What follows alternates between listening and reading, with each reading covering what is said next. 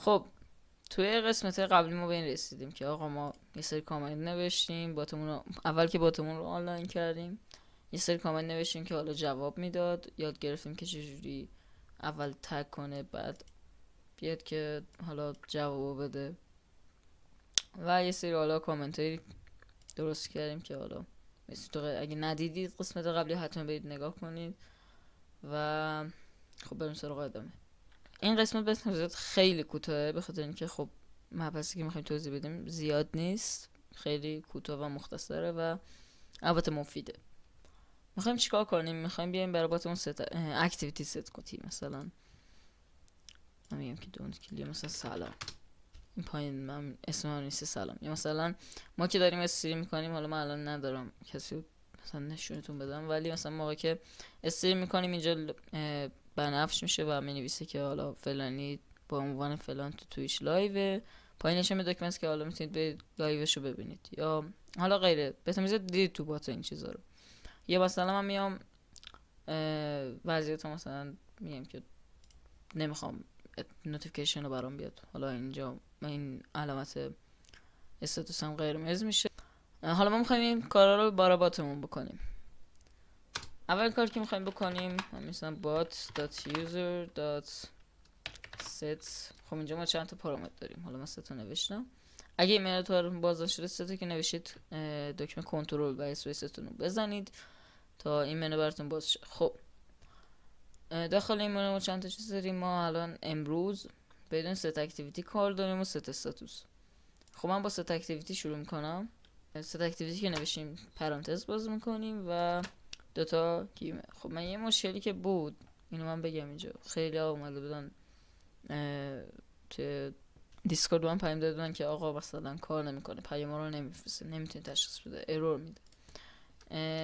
شما نباید از این گیوم استفاده کنید، حواستون همدام می باشه. هستش تو کد جی اس ولی خب اینجا نباید ازش استفاده کنید و یه دونه باشه اشکالی نداره. برای حواستون می باشه یه دونه یا دوتاش مهم نیست. آره دیگه. خب من میدونم گیم باز میکنم و حالا اینجا چه متنی که دارم میخواد اکتیو باشه. مثلا اینجا من اومدم نوشتم که سلام. حالا من میخوام مثلا سلام نباشه، مثلا میخوام سلام باشه، با تا هم همینجا بنویسم، میخوام بنویسم سلام. برای اینجا مینویسم سلام، سیو و با تا هم یه دور ریستارت میده. با تا هم که ریستارت بشه میبینم اینجا مینوشه پلینگ سلام. من نمیخوام این پلینگ هم اینجا باشه، چیکار بکنم؟ مثلا میخوام چه میدونم لیسنینگ تو سلام بقیه باشه. مثلا اینجا بنویسم سلام بقیه. این از این. تو بخش بعدیش گفتیم چی میخوایم این پلینگ مثلا میکنیم لیسنینگ، چه میدونم واچینگ، استریمینگ. خب اینجا من یه دونه کاما میذارم و بعد یه دونه کروشه باز میکنم تایپ. خب اینجا چند تا حالت داریم که من حالا گفتیم لیسنینگ بذاریم، خیلی واضحه دیگه، واچینگ، استریمینگ، پلینگ، لیسنینگ. و حالا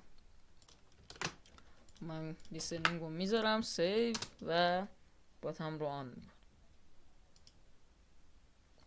میبینیم که اینجا منویسه توی استاتوس بات منویسه لیسنینگ تو سلام و بقیه. حالا من میخوام آقا مثلا استریم کنه باتم، مثلا یه یو آر الی بذارم براش بگم که باتم من داره استریم میکنه، که این حالا بیشتر به درد استریمر تو تویچ میخوره، چون تا اونجایی که چک کردم فقط میشه لینک تویچ گذاشت. حالا خودم یه دور امتحان کردم نتونستم مثلا یو آر ال دیگه بذارم، ولی خب شاید اشتباه از من بوده، حتما یه دور خودتون هم چک کنید. برای این کار من تایپ هم میذارم استریمینگ، ولی خب این حالت عادی کار نمیکنه. حالا امتحان نمیکنم چون دیگه دیلی میخوره بات. برای این کار من حالت هم میذارم روی استریمینگ و خب همین کافی نیست، این حواستون باشه به همین اکتفا نکنید. دوباره یه دونه ویرگول URL دو نقطه و اینجا حالا یه لینک تویچ بذاریم. حالا من دونه از قبل اینجا گذاشتم،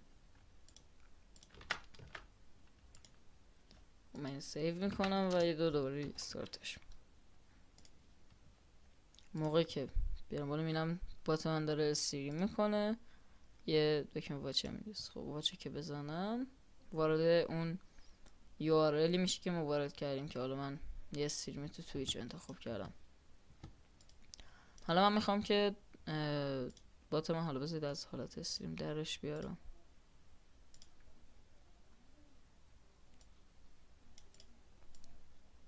خب مثلا میذارم این دفعه واچینگ. میخوام که وضعیت بات من مثلا آیدیل ایشه، مثلا میخوام آیدیل ایشه. این هم خیلی راحته. حالا من اینجا میذارم بات user dot set status. حالا پرانتز رو باز میکنم و دیگه ما رو میذارم. خودش اینجا 4 تا حالت به ما پیشنهاد میده. من آیدیلی رو انتخاب میکنم، تهشم اینا رو بذاریم بهتره و باتم یه دو ریستارت میکنم. موقعی که بیام اینجا میبینم باتم آیدیلیه. اینم از این قسمت از آموزش ساخت بات دیسکورد. اگه قسمت قبلی ندیدید قسمت قبلی حتما برید ببینید. قسمت بعدی هم حتما دنبال کنید. اگه سوالی بود توی دیسکورد ما جوین شید. لینکش رو تو دیسکریپشن میذارم. لایک و سابسکرایب فراموش نشه. تا ویدیو بعدی خداحافظ.